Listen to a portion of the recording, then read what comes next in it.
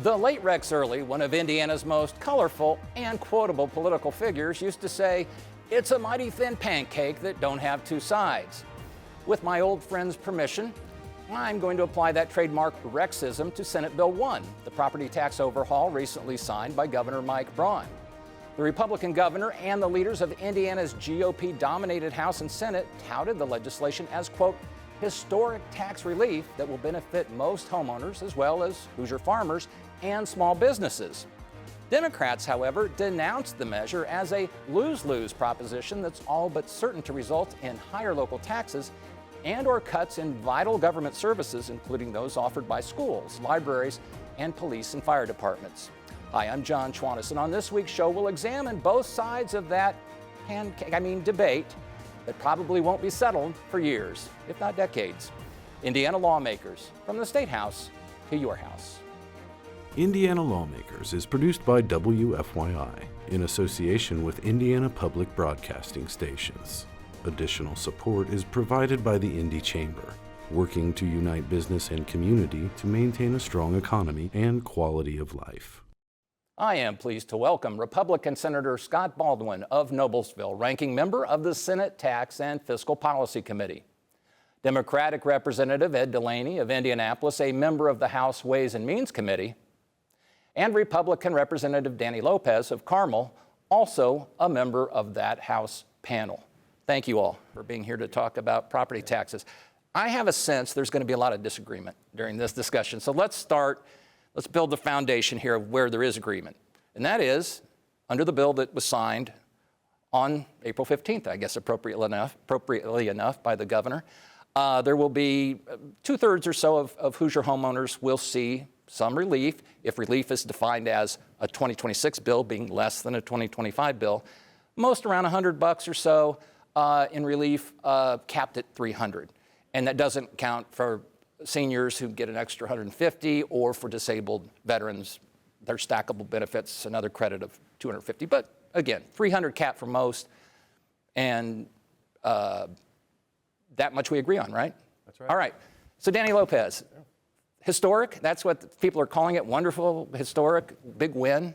I think this is $300 max is John, look, we haven't done, I don't think, a reform like this for upwards of a couple of decades, right, since tax caps of this nature. And so I think it's natural that you're going to have some confusion and some folks thinking, well, how is this going to impact locals or schools or others, and having to work through those. And I think that's true. But it is significant. When you think about $1.5 billion saved for taxpayers across the state, 10%, as you mentioned. And the one thing that, for whatever reason, doesn't get talked about, I think, enough is that 2/3 deduction, once we're fully implemented in 2031, is a big, big deal. So, I think there's a lot in here. And that's a change in the credits. You have the two credits now that would be combined that's right. into essentially a 2/3 that's right. And new homestead credit. Yeah, and I think that's a big deal. And again, we know that we were in a place where we needed to evolve to a system of local taxation where local units were incentivized to either lower or raise rates depending on the vision of the community, and then locals could hold them be held accountable to that. I think we've moved to that kind of a system, or we are moving to that kind of a system. The chairman has been really upfront and clear, and we've been in those committee discussions that with a bill this size and this complicated, there are going to be some unintended consequences, and that's why implementation, although relief was immediate, implementation was delayed for a couple of years, so that we've got some time to work through the kinks. We're hearing from locals, and we'll address those as we move forward. But I do think it's a pretty significant step, both in the immediate and in the longer term. So you call it significant step. The governor called it historic. Others call it big win. Members of your caucus, Ed DeLaney, said scam, bait and switch. Scam, but I'm laughing. I just paid $7 for one scoop of ice cream in an ice cream shop the other day. So $300 doesn't sound like it used to. Okay, that's part of the problem. And I think. And you think that's how this should be viewed? Not the $1.5 billion, the marquee number, but what the average is? And that's the top. It might be, again, more like 100 for most Yeah, we're teachers. selling it to homeowners, okay. So let's talk about that. The property tax probably will go up for a lot of people this year, okay. So what we're talking about is what happens next year. And if I heard Representative Thompson, whom I respect, what we're going to have is a smaller increase than we otherwise would have had for many people. And I think this $300 will help achieve that. And I think that's a good thing. How many people will actually have less? I don't know. That's going to vary from what district you live in, all these factors in there. I think Representative Lopez is right to say that this, I don't want to say it's historic, but this is a big move because it's moving away from looking at the overall levy to looking at the rates, which is something we have not focused on for a long time. And that'll put more responsibility on the locals because they set the rates. We set the outer bounds, the broad rules, but they set the rates. So we'll have to see. I think the core problem, which is not addressed by this bill, is that we have too many units of government. And it's just that simple. We got over 2,300 units that can hit you with property taxes. And that's why we'll have some of these distortions, because some places are going to be hurt badly by this, some local units, others are going to be fine. So we got to work through that problem, but that's not a one-day problem. Well, Senator Scott Baldwin, your constituents, will this satisfy those who were emailing you, sending you letters, seeing you at the coffee shop saying, do something about property taxes? Is this the fix they wanted? Well, I mean, I have a pretty diverse district. We have certainly constituents that are upset about their property tax bills, and we have others that are completely fine, and this is not an issue for them. And that kind of demonstrates how difficult it is. We're already in a very complex tax system, and to find a solution, is quite difficult. And one size just doesn't fit all. And you hear from those anomalies out there, how they are disproportionately affected.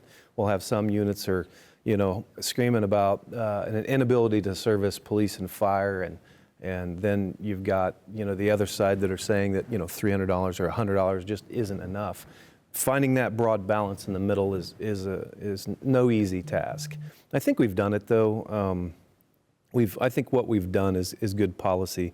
Right now, it's such a complex system, and I'll say we've got this perverse incentive for local government to raise their levy to make sure they mark time with the ability to keep local income tax at a rate that they have kept in previous years. And until we decouple local income tax and property tax, we're going to continue to have this problem. Real estate, homesteads, they increase disproportionately to businesses. And you're going to continue to see that divergence in those increases. And so until we decouple those and head toward a rate-based system, which Chairman Thompson and others, I think we all agree on that at least, where cities and counties and local government, they eat what they kill. So if they raise or lower their rate, their taxpayers will see the benefit thereof. If they need to buy a fire truck, they can go lobby that issue to their constituents. If they've done really well, they can they can lower their rate, and their constituents should see a corresponding decrease on their tax bills. That's not the case right now. And you mentioned business too. I'd be remiss if I didn't point out also that small businesses would see the exemption on the tax, the property tax that they pay on equipment. Let's just say for simplicity's sake, now they're exempted anything up to $80,000. This would raise that to $2 million, which would affect a large number of small businesses. Is that as important in the big picture in terms of relief as how we got into this in the first place, which is I think it's homeowner? part of the balancing, John. That's one thing. Is it important in the relief? Yeah, I also think it's a good example. I mean, the BPP question is a good example of how we really went through a very diligent process to ensure that we were having the right kinds of impacts at the local level and not disproportionately throwing off what locals were doing and punishing those that were growing. I mean, we come from communities that are driving a lot of the growth in population in the state, and we don't want to create a system that punishes good behavior and punishes investment in quality of place and those types of things. That's one of the reasons I ran, and to ensure that in these conversations that's reflected. I think when we started with BPP, and the total exemption where we ultimately did not walk that back. One of the things we heard from locals was for TIF and other things that are backed by BPP, bonds that are backed by BPP, this is going to kill us. And it's going to really hamstring our ability to do economic development. I think we addressed that late in the game, but we addressed that before the final bill. And that was a big, big step. And Representative DeLaney said something that I think is spot on. We have too many units of local government, and I know he's been a champion of this and talking about this for a long time, that are taxing. And I do think, while this is not explicitly addressed in this bill, I think one of the consequences of this bill is you've put a lot of control at the county level for them to now make determinations down the chain as to what is going to receive funding or not, because you're capped. Remember, we've lowered the ability of a county to the capture rate that a county can have by almost a full percentage point, and so now counties are going to have to make some difficult decisions down the chain, which I think is part of the process. There's a lot of terminology here, so I'm going to try to help viewers and listeners here just a little bit. When you talk about the caps at the county level, it's now 3.75 total that a county can charge. Under this, income tax, yes, income tax. Right. See, it's more complex than we even thought. Yeah. And it goes down to 2.9 Correct. total. Yeah, and by the way, we should say real quick, because this is one of the things that we hear a lot, understandably, again, as we sort through this at the local level. Well, this is going to raise income taxes, and communities are going to have to raise income taxes. Well, the reality is they can do that now, right? And we're actually lowering that. Well, that, counties that could, the cap. cities couldn't unilaterally. They'd have to persuade the county to go along. Now they have the capacity or authority on their own unilaterally to do 1.2% income. Cities. Bigger cities, yes. So that all sounds good, right?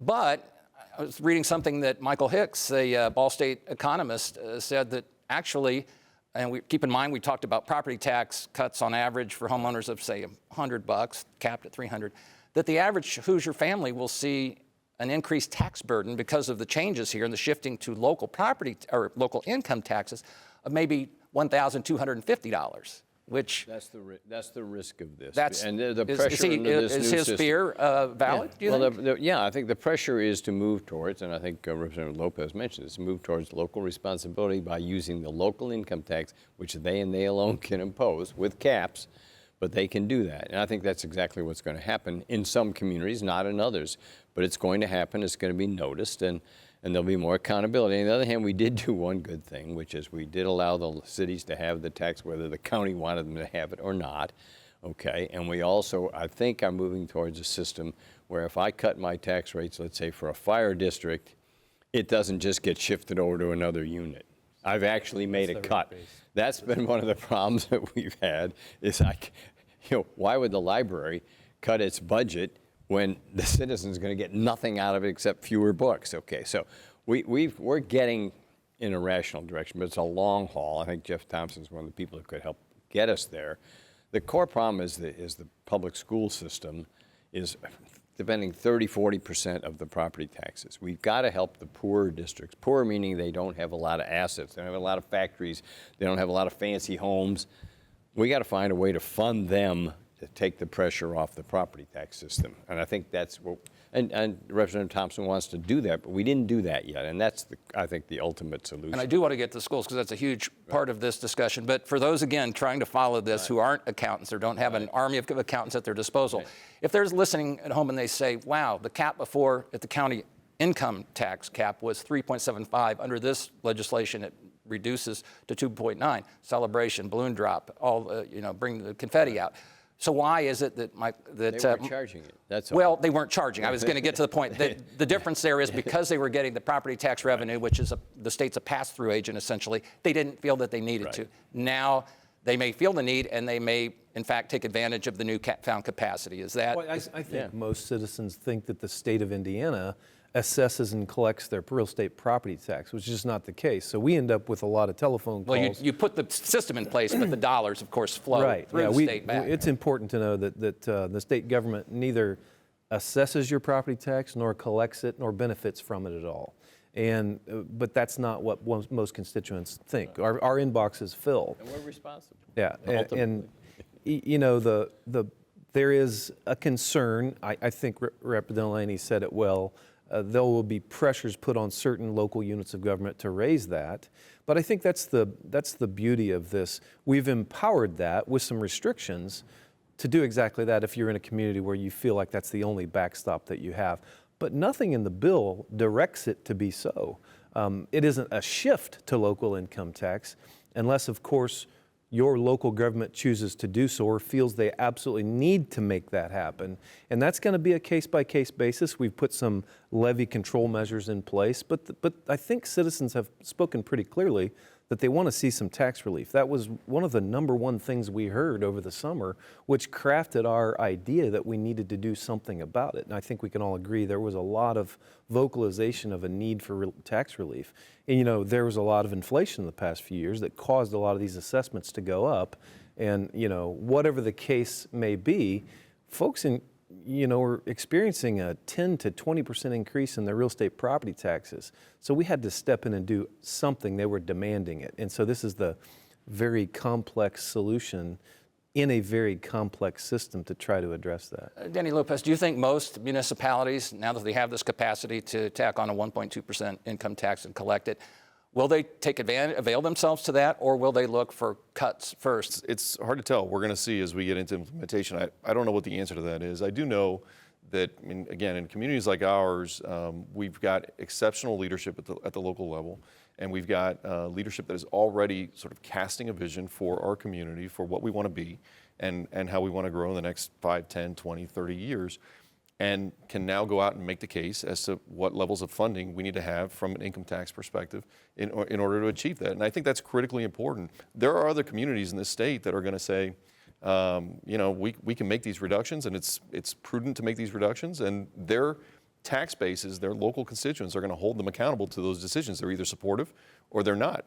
You know, we've shown in Carmel, we've seen over and over again a willingness to fund referenda, school referenda, or to be okay. I heard from a lot of folks that said, we're okay paying. Those traffic circles, they right, cost, they're not you're cheap. paying for amenities again. About I mean, a $50 million swimming pool. Yeah. Well, look at the economic impacts that we're seeing from some of those investments. But the point is, locals are saying, here is the government we want, and this is what we're willing to put on the table to fund it. And I think that those are the decisions that should be localized, that now through this legislation. But I mean, can you just look at it at a local prism? Because again, if you think about tax climate, and we often hear people say we got to have a very inviting tax climate to get businesses to come here and to hire here. And businesses that are thinking about relocating from Nebraska or North Carolina aren't necessarily going to parse that. They're just going to say the burden is the burden. If they look at the tax foundation or the other groups, our overall tax system is quite moderate. Well, they say we're the fifth best. And fourth by another group, fourth or fifth. So we're supposedly pretty well off. And the question you can't is tell the people they're balance. not hurting. We have three pots we draw from, essentially: the sales tax, the personal income tax, and the property tax. Those are the three big pots, and we got to keep them in balance. This one got out of balance. The property tax got out of balance, partly because of inflation in home prices and so forth, and because business assessment occurs so much slower, so much later, that they didn't catch up with getting hit with the higher taxes. The homeowners did. So we got to make adjustments, but I don't think our overall tax climate is anything other than positive. One of the real concerns is the growing communities. DeLaney's community is sort of stable and well off, but the growing communities, the McCordsvilles of this world, are in trouble because they can't provide fire services and other things under our current system. And we got to work with them. I think they're the ones I'm hearing from that are feeling stressed out that they may not be able to build that next new school, that next new firehouse. And we're going to have to work on that, and I think Chairman Thompson sees that. So that's, it's interesting for me from the city to be concerned with that, but I'm concerned with that because it causes ripples all through the system. If McCordsville is burning and screaming, it doesn't help me. Isn't that ironic after all these years that a little place like that could become so important? So we got to address their particular concerns. But I think we need to stop saying that we tax too hard. We need to tax well and in correct proportions, and that's part of the strain here. Well, one of you had mentioned 27% hike in property taxes, which sort of sparked a lot of the vociferous concern. But again, if you look at the data, we're still lower, even with that increase, than any of our neighboring states by a significant amount. A very positive net effective tax rate in the state of Indiana. And, we've been pretty... But that's not the message that was being shared with voters. It was shared outrage at the increase, right? I did hear some outrage, for sure. Yeah, But I'm just devil's advocate. Why couldn't the state say, I know taxpayers, this is a pain. It's because your assessed values have gone up. You're sitting on a lot of nice property. But we're not screwing you, essentially, because our tax rate. But I guess that's not... that's not going to drive the. All right, Pollyanna has arrived, and I'm here. We've studied this for the last 2 years in this SALTER task force, state and local task force. Too many words for that task force that we had there. But for 2 years, we had economists come in and talk to us, and There weren't any clear recommendations necessarily that came out of it. I mean, there were recommendations, but not an overhaul of the type that people suggested. no, I mean, I think we acknowledged that we were very complex, but we had a very good net assessed tax rate, or net effective tax rate in the state of Indiana. And one thing that was pretty strong and resounding amongst most of the economists with whom we spoke, or things that I read, was keep your tax base broad and low. You know, don't necessarily eliminate or kick one of the legs of the stool out beneath you. And I think you know, you've seen us try to lower our income tax rate, and we've now got a measure to try to, you know, set that rate to be lower to the extent that our budget permits it, and our income permits it. But I don't know that you'll see us want to eliminate any tax. I'll tell you, I would probably personally be a fan of trying to find a way to eliminate homestead taxes.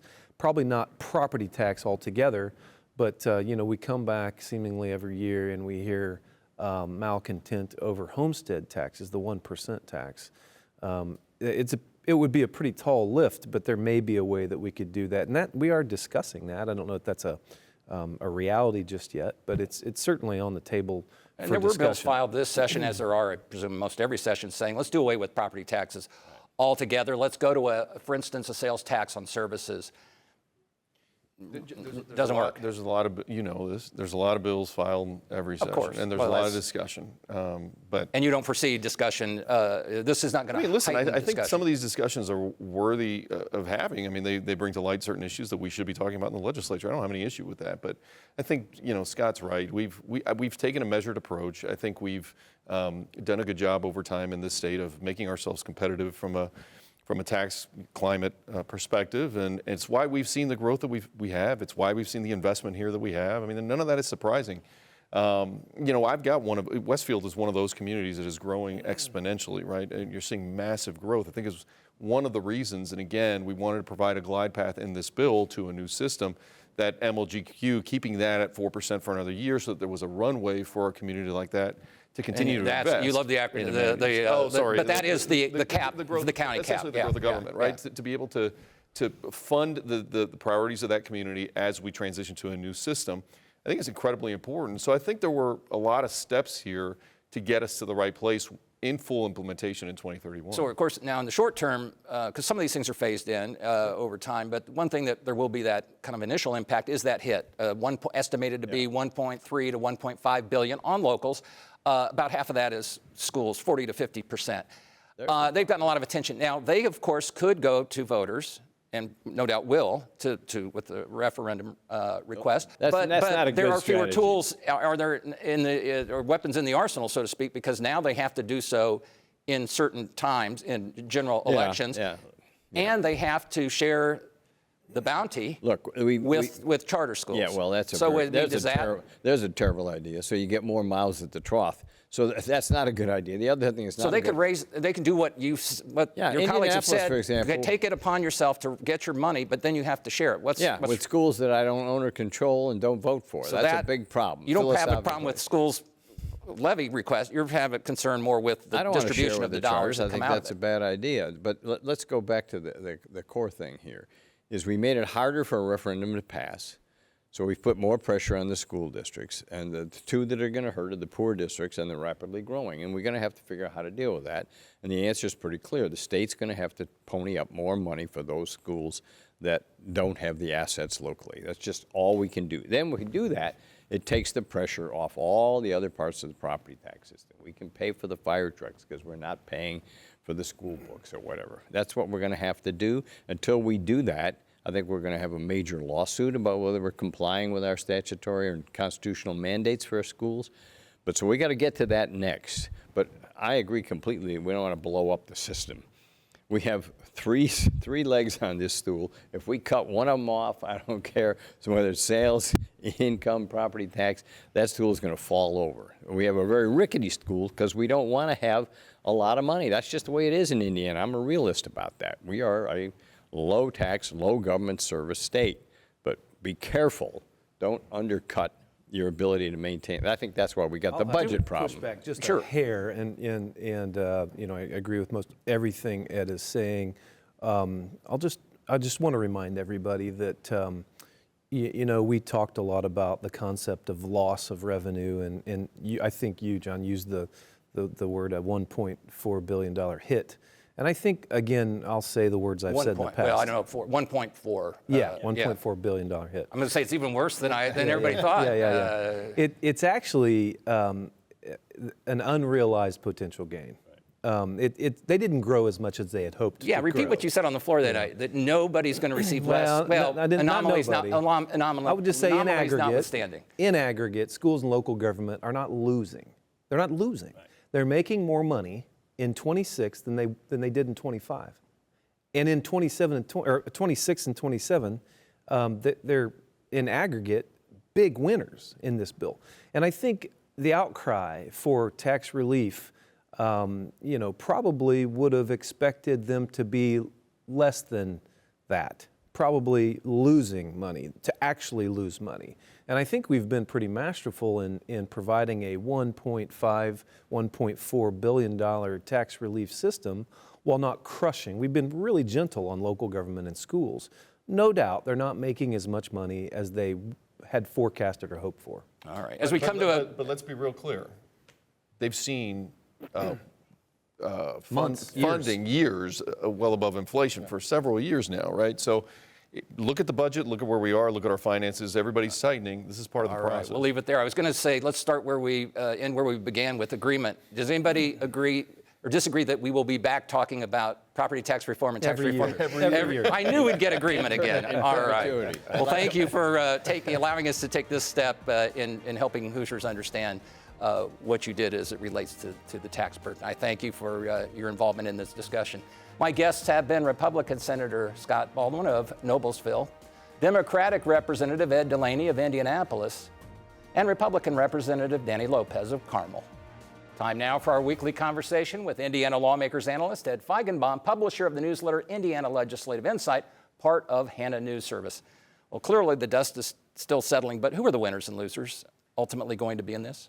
Well, the governor came out with a property tax relief package that he didn't get. He got what the legislature would consider to be reform, but it's really basically just a burden shift.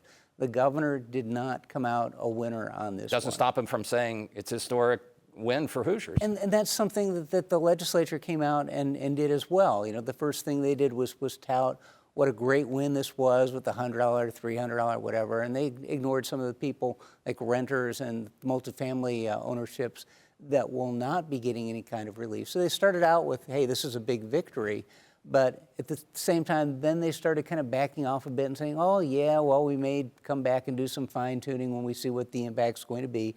During the panel, we heard a lot about, oh yeah, we're gonna have to come back every year, so maybe this isn't quite the perfect package. And then they got defensive.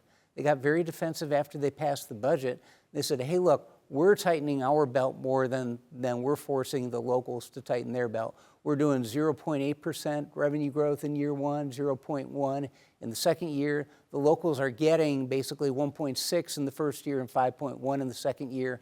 They're making out better than we are. So bottom line, today's winners, apparent winners, might be tomorrow's losers in terms of public perception. We're going to have to see after the fine tuning, John. All right. Well, thankfully, we'll be back, as will lawmakers. Thank you, Ed. As always, I appreciate your insight. Thank you, John.